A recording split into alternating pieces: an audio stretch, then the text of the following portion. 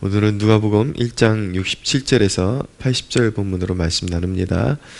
오늘 본문은 사가랴의 예언입니다. 세례 요한의 아버지가 요한을 이제 낳고 성령의 충만함을 받아서 예언을 한 내용입니다. 먼저 사가랴의 예언을 보면 자신의 아들 세례 요한에 관한 예언부터 시작되는 것이 아니라 바로 예수 그리스도의 사명, 그의 사역, 그가 어떤 분인지에 대해서 예언을 하고, 그리고 나서 그분에 관한, 예수님에 관해서 자신의 아들의 세례 요한의 사명이 무엇인지를 서술하는 내용으로 구성이 되어 있습니다. 오늘 본문을 보면 예수님은 먼저 구원의 뿔이시다라고 말씀하고 있습니다. 우리를 위하여 구원의 뿔을 그 종 다윗의 집에 일으키셨다라고 말씀하고 있습니다. 뿔은 힘과 권세를 상징하는 것이죠. 예수 그리스도는 진정한 구원의 반석이 되시고, 그 누구도 흔들 수 없는 구원의 뿔, 진정한 힘과 권세가 되십니다. 그 뿔을 붙들고 있으면 결코 그 누가 참소한다 그래도 정죄받지 않고, 물이 엄습해 와도 물이 덮지 못하고 불이 태우지 못하게 되는 것입니다. 세상에 어떤 환난과 역경이 있어도, 삼키려는 그런 어떠한 그런 환난이 있어도 결코 삼키지 못하게 되는 것이죠. 그 구원의 뿔을 붙들고 있을 때에 너무나도 든든한 반석 위에 세워지는 것과 같아서 결코 흔들리지 않는 인생, 구원의 삶을 살 수 있게 되는 것입니다. 또한 예수님은 악의 권세에서 우리를 해방시키시는 분이십니다. 71절에 보면 우리 원수에게서와 우리를 미워하는 모든 자의 손에서 구원하시는 일이라 라고 말씀하고 있는데, 우리를 올가매는 정죄감, 그리고 모든 삶의 억압으로부터 우리를 자유케 하시는 분이다 라는 것을 알게 됩니다. 또한 예수님은 우리를 성결과 의로 섬기게 하시는 분이다 라는 것을 말씀하고 있습니다. 75절 이하에 보면 종신토록 주의 앞에서 성결과 의로 두려움이 없이 섬기게 하리라 하셨도다 라고 말씀하고 있죠. 성결과 의, 성결은 존재론적 구별을 말하는 것이고, 또한 의로움은 행실의 구별을 말하는 것입니다. 성경에서 의를 이야기할 때 예수 그리스도의 보혈의 의를 말씀하기도 하는 반면에 거듭난 백성들에게 요구하시는 의, 행실의 의가 있습니다. 우리의 구원 자체는 오직 예수님의 보혈의 의로 성취되어지고 이루어지는 것이지만, 이미 거듭난 하나님의 백성들에게는 또한 하나님의 그 올바름, 하나님의 뜻을 추구하며 살아야 할 행실의 의, 성화를 추구하신다, 우리에게 명령하신다라는 것을 알게 되는 것이죠. 이런 존재론적, 하나님을 섬기도록 하는 존재론적 구별, 그리고 행실의 구별, 이것은 많은 사람들에게 무거운 짐처럼, 특별히 오늘날 우리 세대를 살아가는 교인들에게, 성도라 이름하는 사람들에게 매우 무거운 짐인 것처럼 그렇게 인식이 되고 있는 듯합니다. 그러나 이것은 구원받은 자에게 있어서는 무거운 짐이 아니라 영광스러운 하나님의 자녀로서의 표징인 것입니다. 그리스도의 헌신을 통해서 구원받은 하나님의 백성들은 그런 존재론적 구별, 거룩을 늘 추구하고 존재적으로 자신을 세상으로부터 구별하는 그런 의식을 가지고 살아가는 것, 그리고 행실의 구별, 너희 착한 행실을 세상 앞에서 나타내서 너희 하늘 아버지의 영광을 드러내라 라고 말씀하고 있잖아요. 이런 것들이 결코 무거운 짐이 아니라 너무나도 자연스러운 하나님의 자녀들의 생활의 양식이 되어야 한다라는 것을 말씀하고 있는 것입니다. 그리고 이어지는 내용은 바로 세례 요한에 대한 예언입니다.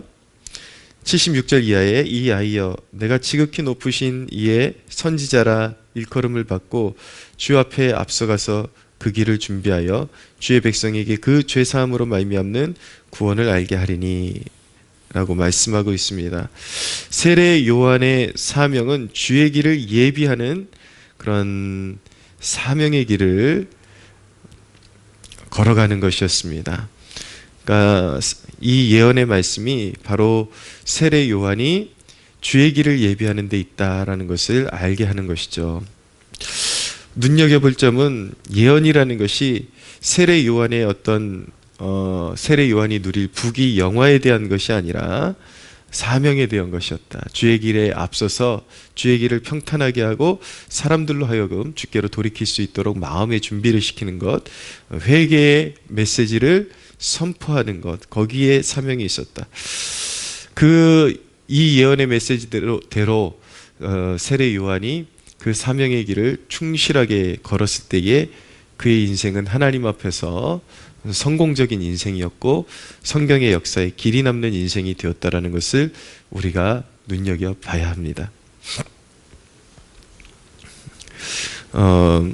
예언이라는 것은 전혀 하나님께서 구약의 선자들로부터 말씀해 오셨던 것과 별개의 것을 말씀하시는 것이 아니라 오늘 사가랴의 예언을 보면 그것을 그대로 이제 성취의 개념에서 드러내고 있다라는 것을 알게 되는 것입니다. 그리고 하나님 앞에서의 사명의 그런 메시지를 전하는 것, 이것이 이제 오늘 예언의 사가랴의 예언의 전형적인 특징이라고 말씀드릴 수 있는 것이죠.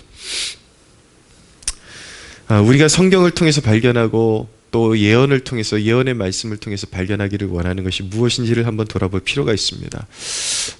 우리는 너무나도 세상적인 그런 유익을 얻는 데만 그렇게 인생의 모든 포커스를 맞추고 있지는 않은지 돌아볼 필요가 있어야 합니다. 그러나 여러분, 우리가 기억해야 하는 것은 하나님 앞에서 사명을 발견하지 못하면 성경을 통해서, 이 성경이 예언의 말씀이잖아요. 성경을 통해서, 그리고 성령께서 우리의 마음에 주시는 그 감화와 감동을 통해서 우리에게 허락하신 사명의 길을 발견하지 못하면 결국 겉도는 인생이 될 수밖에 없다라는 것을 우리가 꼭 깨달아야 합니다. 세상의 모든 것을 얻어도 우리의 존재의 이유, 우리가 무엇을 위해서 살아야 되는지 그 삶의 방향성과 목적을 우리가 온전히 발견하지 못하면 세상 모든 것을 얻어도 결국은 배회하고 방황하는 인생, 소진되는 인생을 살 수밖에 없다라는 것을 깨달아야 하는 것입니다. 우리는 주의 길을 예비하는 세례 요한과 같은 그런 사명의 짐을 지고 태어났습니다. 온전히 예수 그리스도는 다시 오실 우리 왕이신데 그의 길을 예비하고 사람들로 하여금 그를 맞이하도록 준비시키고 양육하여 그리스도의 신부로 단장하게 만드는 것, 그것이 우리를 그리스도의 사랑으로 부르신 하나님의 그 뜻에 합당하게 살아가는 것이라는 것을 우리가 매 순간 기억하며 살아야 헛된 인생을 살아가지 않게 되는 것입니다.